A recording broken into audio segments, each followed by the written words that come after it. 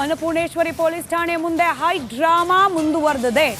D ಬಾಸ್ಗೆ ಜೈಕಾರ ಹಾಕ್ತಾ ಇದ್ದ ಅಭಿಮಾನಿಗಳಿಗೆ ಲಾಠಿ ಏಟು. ಇದು ಬಹುಶಃ ನಿನ್ನೆನೇ ಆಗಬೇಕಿತ್ತ, ಸ್ವಲ್ಪ ಲೇಟ್ ಆಯ್ತಾ ಅಂತ. ಎನಿವೆ ಲಾಠಿ ಬೀಸಿ ಅಭಿಮಾನಿಗಳನ್ನ ಚದುರಿಸಿದ್ದಾರೆ ಪೊಲೀಸರು. ಅನ್ನಪೂರ್ಣೇಶ್ವರಿ ಪೊಲೀಸ್ ಠಾಣೆ ಮುಂದೆ ಹೈ ಡ್ರಾಮಾ ನಡೆದಿದೆ. ದರ್ಶನ್ ಅವರ ಪರವಾಗಿ ಜೈಕಾರವನ್ನ ಹಾಕ್ತಾ ಇದ್ರಂತೆ ಅಭಿಮಾನಿಗಳು. ನೋಡಿದ್ದಾರೆ ಪೊಲೀಸರು. ಯಾವಾಗ ಎಷ್ಟು ಹೇಳಿದ್ರು ಕೇಳ್ತಿಲ್ಲ ಮಾತು ಅನ್ನೋದು ಗೊತ್ತಾಗುತ್ತೋ ಆಗ ಲಾಠಿ ರುಚಿಯನ್ನ ತೋರಿಸಿದ್ದಾರೆ ಅಭಿಮಾನಿಗಳು ಅಂತ ಹೇಳ್ಕೊಂಡು ಬಂದು ಜೈಕಾರ ಹಾಕ್ತಿದ್ದವರಿಗೆ. ಆ ದೃಶ್ಯಗಳನ್ನ ಕೂಡ ಕೆಲವೇ ಕ್ಷಣಗಳಲ್ಲಿ ನಿಮ್ಮ ಮುಂದೆ ಇಡ್ತೀವಿ. ಅನ್ನಪೂರ್ಣೇಶ್ವರಿ ಠಾಣೆಯಲ್ಲಿ ಸದ್ಯಕ್ಕಿದ್ದಾರೆ ನೋಡಿ ದೃಶ್ಯ. ಡಿ ಬಾಸ್ ಅಭಿಮಾನಿ ಅಂತ ಹೇಳ್ಕೊಂಡು ಬಂದು ಘೋಷಣೆಗಳನ್ನ ಕೂಗ್ತಿದ್ದವರಿಗೆ ಪೊಲೀಸರು ಲಾಠಿ ರುಚಿಯನ್ನ ತೋರಿಸಿರೋ ಪರಿ ಇದು.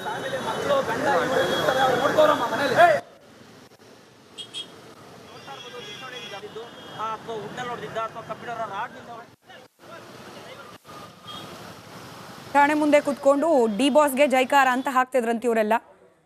ನಿನ್ನೆಯಿಂದಲೂ ಕೂಡ ಇದೇ ಡ್ರಾಮಾ. ಯಾವಾಗ ದರ್ಶನ್ ಅವರನ್ನು ಅರೆಸ್ಟ್ ಮಾಡ್ಕೊಂಡು ಈ ಠಾಣೆ ಕರ್ಕೊಂಡ್ಬಂದ್ರು ಆ ಕ್ಷಣದಿಂದಲೂ ಕೂಡ ಇದೇ ಡ್ರಾಮಾ ನಡೀತಾ ಇದೆ. ಅಭಿಮಾನಿಗಳು ಅಂತ ಹೇಳ್ಕೊಂಡು ಬಂದು ಮಾಡಿರೋ ತಪ್ಪೇ ಅಲ್ಲ ಅನ್ನೋ ರೀತಿಯಲ್ಲಿ ಸಮರ್ಥನೆ ಮಾಡಿಕೊಂಡು ದರ್ಶನ್ ಪರವಾಗಿ ಮಾತನಾಡ್ತಾ ಇದ್ರು, ಜೈಕಾರ ಹಾಕ್ತಿದ್ರು. ಪೊಲೀಸರೇ ತಪ್ಪು ಮಾಡ್ತಿದ್ದಾರೆ ಅನ್ನೋ ರೀತಿಯಲ್ಲಿ ವರ್ತನೆ ಮಾಡ್ತಿದ್ರು. ಮಾಧ್ಯಮದವ್ರ ಮೇಲೆ ಕೂಡ ಎಗರಾಡೋ ಪ್ರಯತ್ನ ಮಾಡ್ತಿದ್ರು.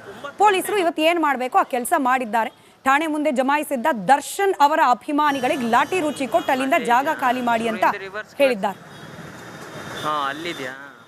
ತಕ್ಷಣ ಲೆಫ್ಟ್ ಹೇಳ್ಕೊಳಕ್ಕಾಗುತ್ತಾ ಅಪಾರ್ಟ್ಮೆಂಟ್ ಎಂಟ್ರಿಗೆ?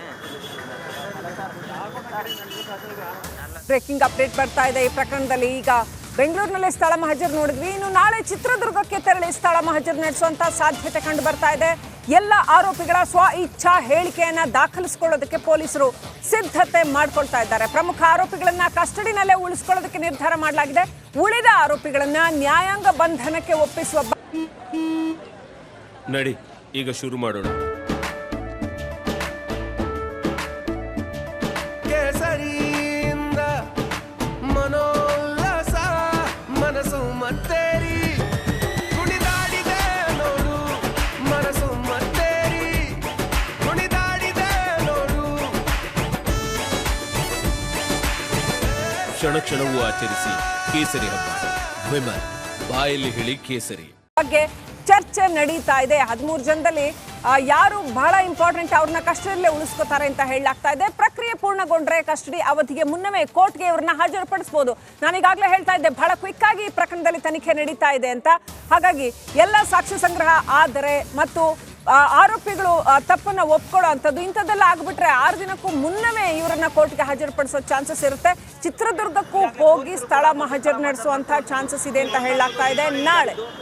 ಯಾಕಂತಂದ್ರೆ ರೇಣುಕಾ ಸ್ವಾಮಿಯನ್ನ ಚಿತ್ರದುರ್ಗದಿಂದ ಕಿಡ್ನಾಪ್ ಮಾಡ್ಕೊಂಡು ಕರ್ಕೊಂಡು ಬಂದ್ರು ಅನ್ನೋಂಥದ್ದಿದೆ. ಸೊ 3 ಆಯಾಮ ಇದೆ. ಬಹಳ ಸ್ಪಷ್ಟವಾಗಿ ಈ ಕೇಸ್ಗೆ 3 ಆಯಾಮ ಇರ್ತಕ್ಕಂಥದ್ದು. ಒಂದು, ಆತನನ್ನ ಕಿಡ್ನಾಪ್ ಮಾಡಿ ಚಿತ್ರದುರ್ಗದಿಂದ ಕರ್ಕೊಂಡು ಬಂದಿದ್ದು. ಎರಡನೇದು, ಆತನನ್ನ ಗೋಡೌನ್ ನಲ್ಲಿ ಉಳಿಸ್ಕೊಂಡು ಆತನಿಗೆ ಚಿತ್ರಹಿಂಸೆ ಕೊಟ್ಟಿರ್ತಕ್ಕಂಥದ್ದು. ಮೂರನೇದು ಮರ್ಡರ್ ಕೇಸ್. ಹಾಗಾಗಿ ಈ 3 ಆಯಾಮಗಳಲ್ಲಿ ಸಾಕ್ಷ್ಯ ಸಂಗ್ರಹ ನಡೆಯುತ್ತೆ, ತನಿಖೆ ನಡೆಯುತ್ತೆ.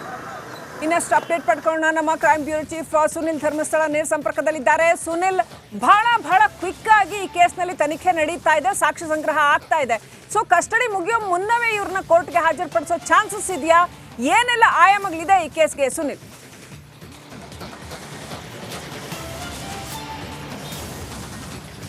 ಎಸ್ ಶ್ರೀಲಕ್ಷ್ಮಿ, ಈಗ ಕಾಮಾಕ್ಷಿಪಾಳ್ಯದಲ್ಲಿ ನಡೆದಿದ್ದಂತಹ ರೇಣುಕಾಸ್ವಾಮಿ ಕೊಲೆ ಪ್ರಕರಣಕ್ಕೆ ಸಂಬಂಧಪಟ್ಟಂತೆ ಪೊಲೀಸರು 13 ಜನ ಆರೋಪಿಗಳನ್ನು ಅರೆಸ್ಟ್ ಮಾಡಿದ್ದಾರೆ. ಇದರಲ್ಲಿ ಈಗ 4 ಜನ ಆರೋಪಿಗಳನ್ನು ಸುಮ್ನಳ್ಳಿ ಬಳಿಯ ಜಾಗಕ್ಕೆ ಕರ್ಕೊಂಡು ಹೋಗಿ ಅಲ್ಲಿ ಮೃತದೇಹವನ್ನು ಎಸೆದಿದ್ದಂತಹ ಜಾಗದಲ್ಲಿ ಸ್ಪಾಟ್ ಮಹಜರ್ನ ಪೂರ್ಣಗೊಳಿಸಿದ್ದಾರೆ.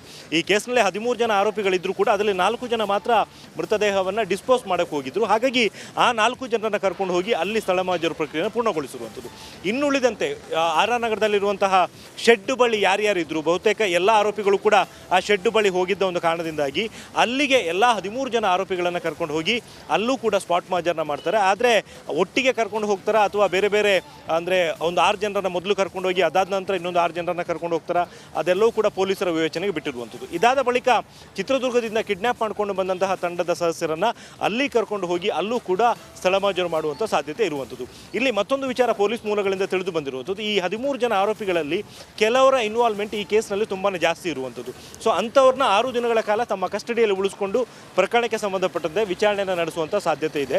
ಆದರೆ ಕೆಲವರ ಇನ್ವಾಲ್ವ್ಮೆಂಟು ತುಂಬ ಕಮ್ಮಿ ಇದೆ. ಈ 13 ಜನರಲ್ಲಿ ಕೆಲವರು ಇನ್ಸಿಡೆಂಟ್ ಆದಂಥ ಸ್ಪಾಟ್ನಲ್ಲಿ ಇದ್ದರು ಅನ್ನುವಂಥದ್ದನ್ನು ಬಿಟ್ಟರೆ ಅವರ ಇನ್ವಾಲ್ವ್ಮೆಂಟ್ ಈ ಕೇಸ್ನಲ್ಲಿ ಹೆಚ್ಚಿಗೆ ಏನೂ ಕೂಡ ಇಲ್ಲ. ಅವ್ರ ಕಡೆಯಿಂದ ಹೇಳಿಕೆಗಳನ್ನು ದಾಖಲು ಮಾಡಿಕೊಂಡು ಅದಾದ ಬಳಿಕ ಅವ್ರನ್ನ ಕೋರ್ಟಿಗೆ ಹಾಜರುಪಡಿಸಿ ನ್ಯಾಯಾಂಗ ಬಂಧನಕ್ಕೆ ಒಪ್ಪಿಸೋ ಬಗ್ಗೆ ಕೂಡ ಇವತ್ತು ಚರ್ಚೆ ನಡೆದಿದೆ ಅನ್ನುವಂಥದ್ದು ಮಾಹಿತಿ ಸದ್ಯಕ್ಕೆ ಪೊಲೀಸ್ ಮೂಲಗಳಿಂದ ಸಿಕ್ಕಿರುವಂಥದ್ದು. ಶ್ರೀಲಕ್ಷ್ಮಿ.